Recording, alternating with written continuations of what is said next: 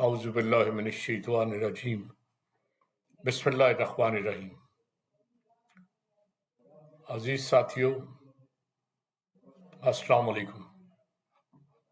میں پروفیسر تنویر صادق اپنے چینل سے آپ سے بات کر رہا ہوں۔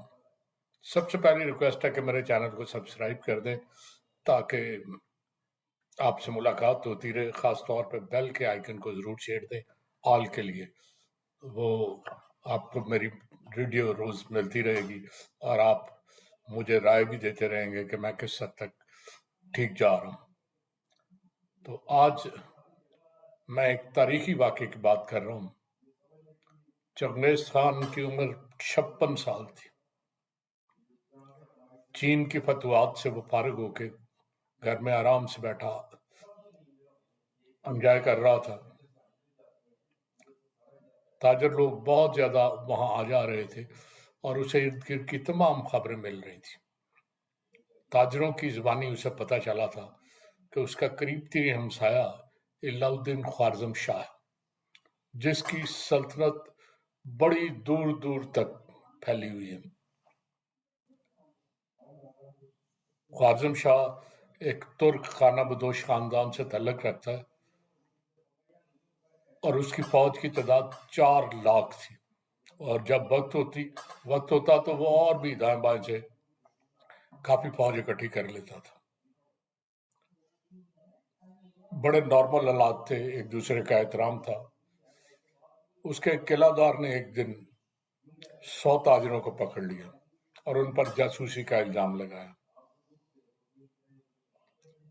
خوارزم شاہ نے بغیر سوچے سمجھے اسے کہا کہ ان کے سر کاٹ دیے جائیں، چنانچہ ان 100 تاجروں کو مار دیا گیا۔ چنگیز خان کو پتہ چلا تو اس نے احتجاجاً ایک وفد بھیجا اور اسے کہا کہ یہ اس نے اچھا نہیں کیا، تو اسے آئندہ تھوڑی سی احتیاط کرنی چاہیے۔ بڑے اچھے سافٹ لفظوں میں وہ اسے پیغام بھیجا۔ وہ جو وفد لے کے گیا، خوارزم شاہ نے پتہ نہیں اقتدار کے نشے میں تھا کیا تھا، اس کا سر کاٹ دیا اور باقی سب کی داڑیاں جلا کے انہیں واپس بھیج دیا کہ جاؤ جا کے اسے بتاؤ کہ ہمیں کوئی پرواہ نہیں ہے کسی کی۔ جب وہ لوگ چنگیز خان کے پاس پہنچے تو چنگیز خان نے فوری طور پر علاؤ الدین کو پیغام بھیجا کہ تم نے لڑائی کا انتخاب کیا ہے، اب جو ہونا ہے وہ ہو کر رہے گا، کیا ہوگا یہ میں نہیں کہہ سکتا، یہ رب جانتا ہے کیا ہوگا۔ 1219 کے موسم بہار میں کراکرم شہر کے نزدیک ندی کے کنارے 10,000 جنگجو اکٹھے ہوئے۔ یہ مختصر سی فوج تھی چنگیز خان کی، جو 4 لاکھ کا مقابلہ کرنے جا رہی تھی۔ وہ چلے تو اور چھوٹے چھوٹے کئی قافلے بیچ میں شامل ہو گئے، لیکن کوئی بہت زیادہ لمبی فوج نہیں تھی۔ فوج اسی طرح تھوڑا آگے چل کے اس نے اپنے بڑے بیٹے جوجی کو کہا کہ جوجی جاؤ، تم دوسرے راستے سے جا کے جائزہ لو اور کیا ہو رہا ہے۔ 3-4 ہزار آدمیوں کا دستہ لے کے جوجی دوسرے راستے سے اس طرف چلا گیا۔ اب یہ سارے آگے چل رہے ہیں۔ سخت سردی کا موسم تھا، طوفانی ہوائیں تھی، بدترین حالات تھے، لیکن اس کے باوجود یہ لوگ آگے بڑھتے جا رہے تھے۔ ان کی تعداد بڑھتے بڑھتے 2 لاکھ کے قریب ہو گئی تھی۔ راستے کی تمام سہولتوں کو انہوں نے قبول نہیں کیا۔ جب برف گرتی تو بھی یہ پرواہ نہیں کرتے تھے، گرتی برف میں آرام سے سو جاتے تھے۔ بھوک لگتی، کھانے کو کچھ نہیں ہوتا تھا تو اپنے گھوڑے کی رگ کاٹتے، اس کا خون پی لیتے اور پھر اسے آرام سے سی دیتے۔ تو خوارزم شاہ کو پتہ چلا کہ مغل آ رہے ہیں، وہ میدان جنگ میں اپنی وسیع فوج لے کے پہنچ گیا، اور وہ بڑے غرور میں تھا کہ چھوٹی سی فوج ہے اس کی ایسی تیسی۔ تو ابھی وہ سمجھ نہیں پایا تھا کہ جوجی جو بالکل چند 100 یا 1000 کے دستوں کے ساتھ تھا، اس نے ایک جگہ سے حملہ کر دیا۔ ابھی یہ سنبھل نہیں پائے تھے کہ مغل غائب ہو گئے. دوسرا حملہ اس سے 50 میل آگے جا کے ایک نئی جگہ سے ہو گیا.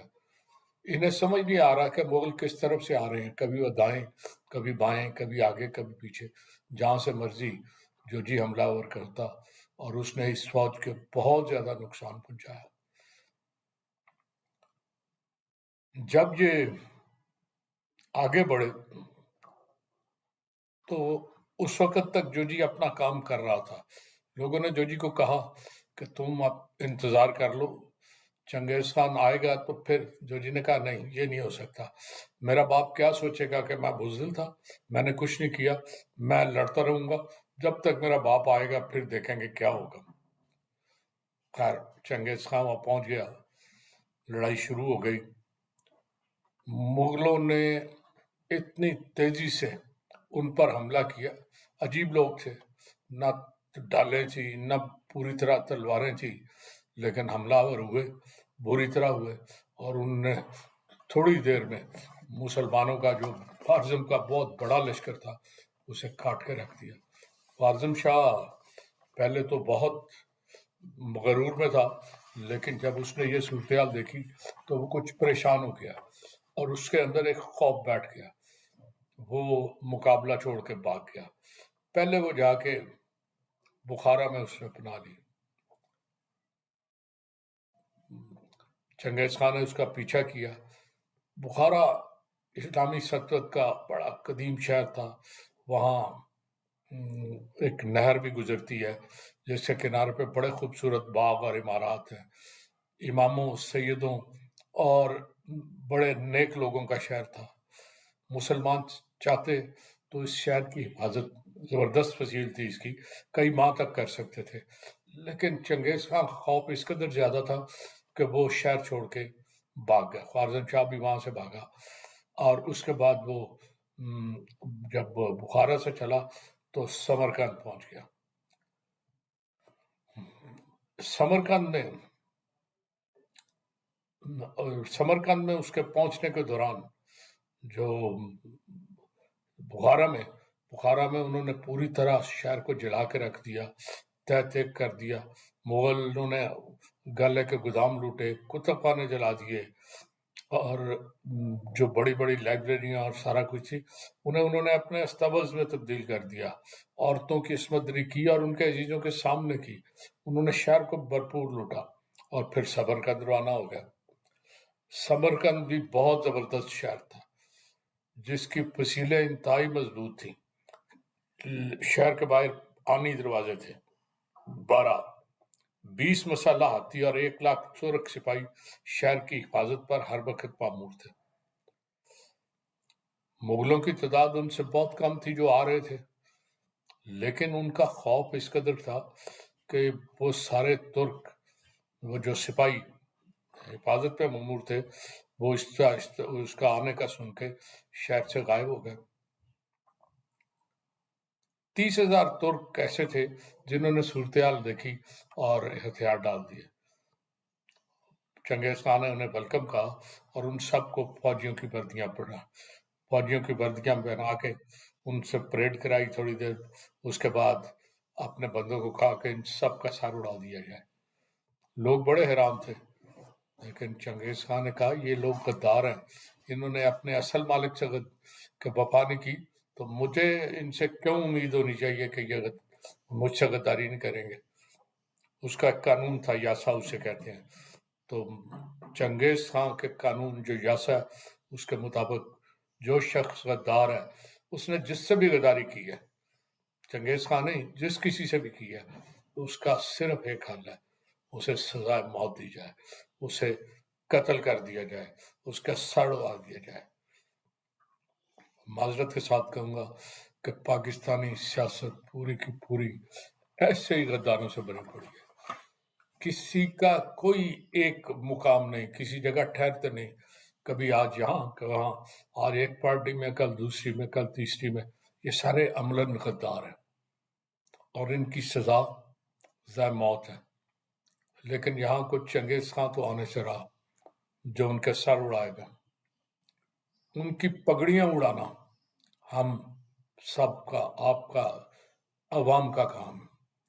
अगला इलेक्शन आए तो नोट रखें कि ये बंदा कितनी पार्टियां बदल चुका है, इसने कितनी दफा हमसे गद्दारी की है, कितनी दफा कौम से गद्दारी की है, और उसका सर्वनाशी, उसकी पगड़ी, जिसने उसे साहिब हैसियत बनाया हुआ है, जिसने उसे, वो कतील ने कहा, मैं साहिब इज्जत, तू मेरी लाश न खोलो, दस्तार के पुर्जों से कफन मैंने सुना। तो दस्तार बड़ी कीमती चीज होती है, तो ऐसे लोगों की दस्तारें उतार के फेंक दो ताकि आइंदा वो गद्दारी न करें। अल्लाह हाफिज।